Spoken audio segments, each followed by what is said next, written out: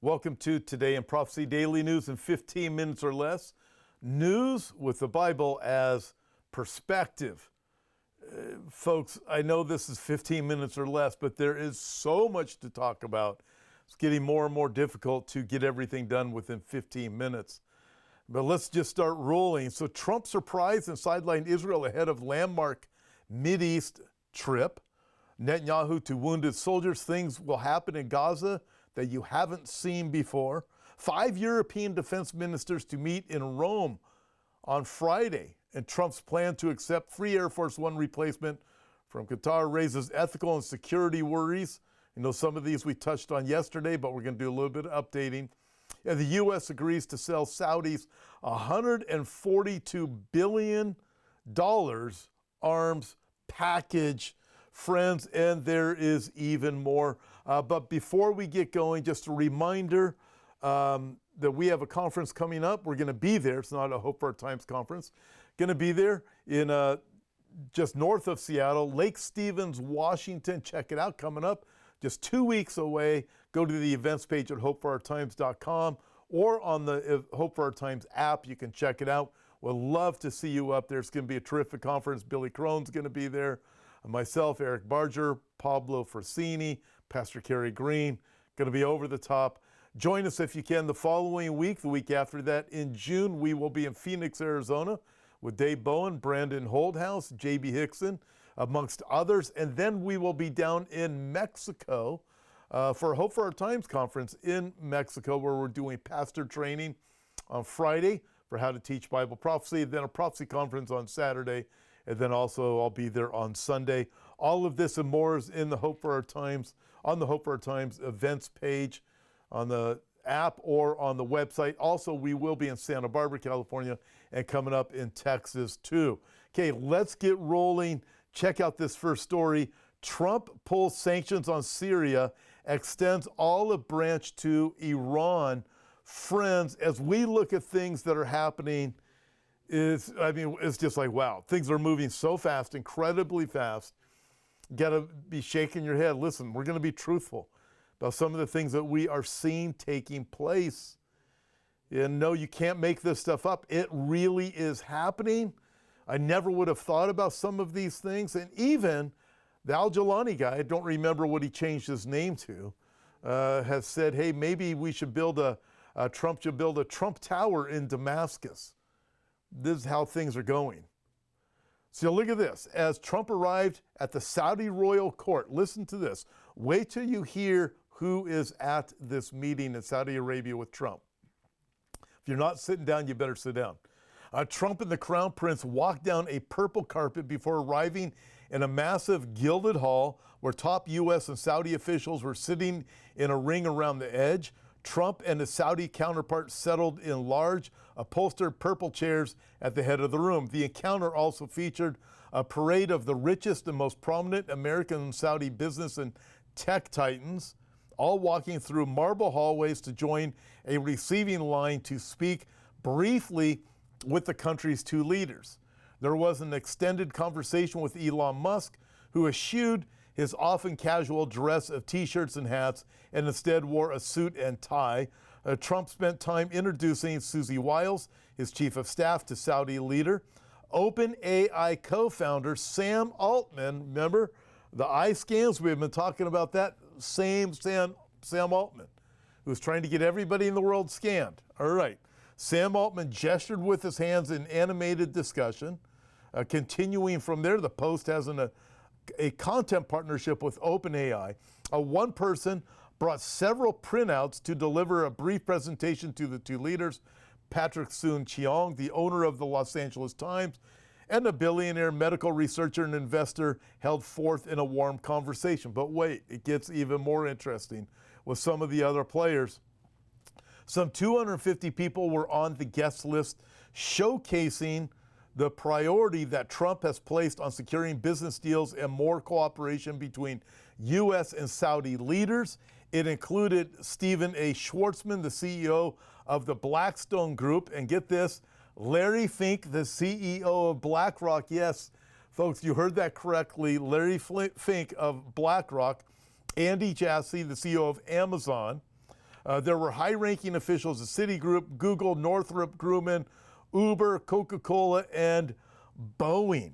As you know, we have the biggest business leaders in the world here, Trump said during an afternoon meeting with the Saudi Crown Prince. They're going to walk away with a lot of checks for a lot of things that you're going to provide. And he estimated some 2 million jobs are going to come out of this. Folks, there is so much going on here, and Trump is pulling the sanctions from Syria. I mean, wait a minute, you have this radical Al-Qaeda tie head of Syria that you're doing deals with and saying, what, we can trust him now? And so Trump's going to get on a plane, fly from Saudi Arabia over Israeli airspace to Turkey. We'll get to that in just a minute too. Folks, this is truly amazing to watch all of these different things that are taking place right now. All right, let's move on from there. The Wall Street Journal, Trump surprised and sidelined Israel ahead of landmark Middle East trip. Side deals by the U.S. administration raise questions about how closely in sync the allies are over major changes in the region. Okay, I mean, you look at what's going on between Trump and Israel right now. Trump and Netanyahu, for all those who hate Netanyahu and are anti-Semitic and hate Israel, they're probably rejoicing over what they are seeing. And some people will email me and say, there's something else going on here. Trump's not really dissing Israel. He's working his art of the deal thing. Listen, I don't know. All I know is I can tell you what I see, and I know that there are huge problems coming in the future.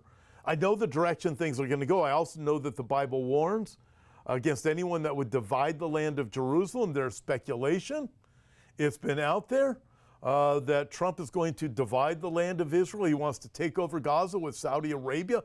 Remember this, God gave Gaza to Israel. It's Israel's land. God gave it to him.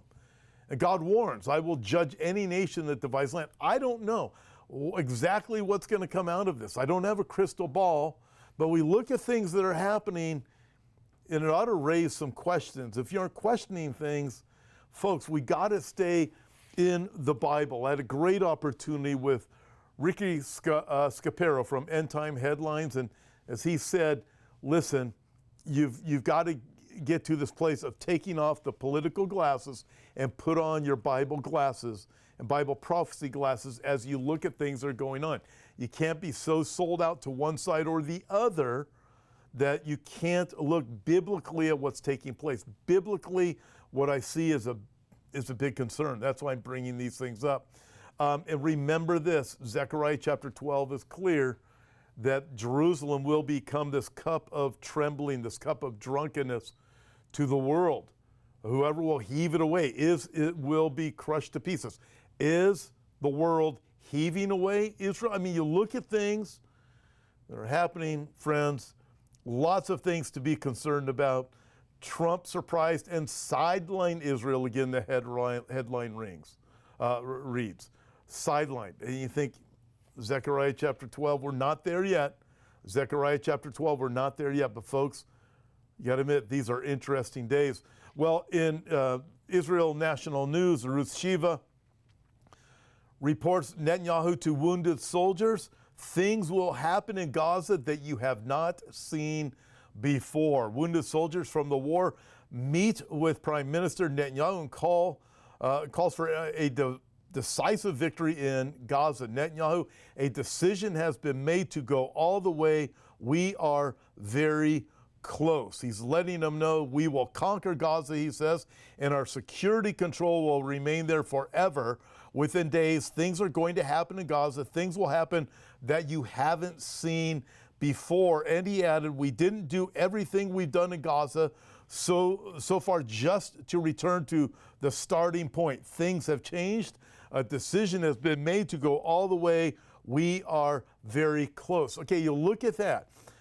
Is there something going on with Trump and Netanyahu that we haven't been informed of yet? Maybe there is, and maybe it's all a ploy by Trump to give the appearance he has just moved on from Israel and Netanyahu's going to be on his own. We do know this, as both Pete Garcia and Monkey have mentioned, Listen, there are military assets in the region, and Trump is planning something. But Pete, I believe it was Pete who specifically said, listen, everything is being moved into position for war. So is this why Netanyahu is so confident right now, saying, no, we're going to take over Gaza, we're going to deal with this? Folks, we live in interesting days. Is it a tactic of Trump, what we're watching going on, to bring Israel to a place of victory? What is going on? I don't know. Things are going to play out, but I'm questioning a lot of what is taking place. And among those things is this one: Trump's plan to accept free Air Force One replacement from Qatar raises ethical and security woes. Okay, now with that, I mentioned this one yesterday, very concerned about it. If Obama or Biden had received a gift like that, I would have been all over calling them out. I think people on the right would have been all over calling out Obama, calling out Biden.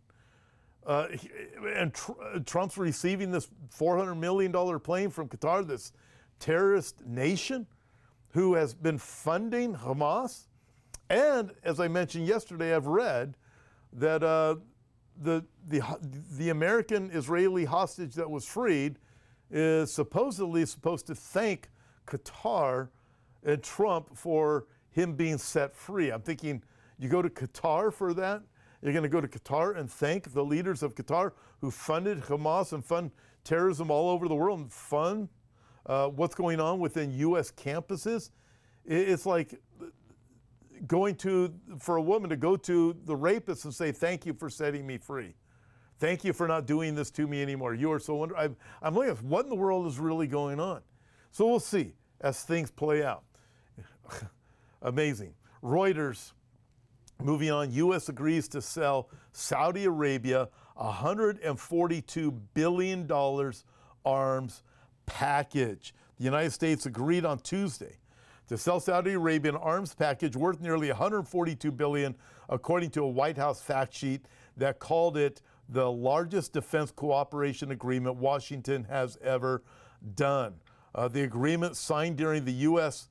President Donald Trump's visit to Saudi Arabia capital Riyadh, covers deals with more than a dozen U.S. defense companies in areas including air and missile defense, air force and space advancement, maritime security, and communications, the fact sheet said. By the way, it goes on, and it said Reuters previously reported that Lockheed Martin Corporation was expected to sell C-130 transport aircraft, missiles, and radars as part of the deal. CEOs from RTX Corp, Boeing, Northrop were expected to be in the kingdom, but the White House did not verify any specific equipment or makers as part of potential sale to Saudi Arabia. I look at this and listen, Trump has said we're going to have an America first policy, and it appears to be exactly what's going on. I'm going to tell you the way things are looking, there's going to be a whole lot of money that is going to be coming into America. Things are going to be booming in America. I mean, that's the way things look. I don't know when the rapture is going to take place, but right now, if Trump is planning on dividing the land, the boom is going to become the land of Israel. The boom is going to become a big bust. If Israel is being dissed by the Trump administration, if Trump takes Gaza with Saudi Arabia and leaves Israel out, this is not going to go well for the United States of America. Right now, it looks like all business is coming here to America, but also at the same time, doesn't look good, whatever's going on between Trump and Netanyahu. And then as we look at this, keep in mind, in Luke chapter 12, Jesus himself said, be watchful, because the day is coming, the Son of Man is coming in an hour when you least expect it. In other words, when it looks like things are going really good, people say, Jesus ain't coming back. Look at it, everything's going great. Be watchful, because this is when it's all going to go down. Listen, what do we do in the meantime? Keep our eyes fixed on Jesus Christ. Keep fixed on the Word. Focus on His truth. God bless you guys. Keep your eyes fixed on Jesus. See you tomorrow.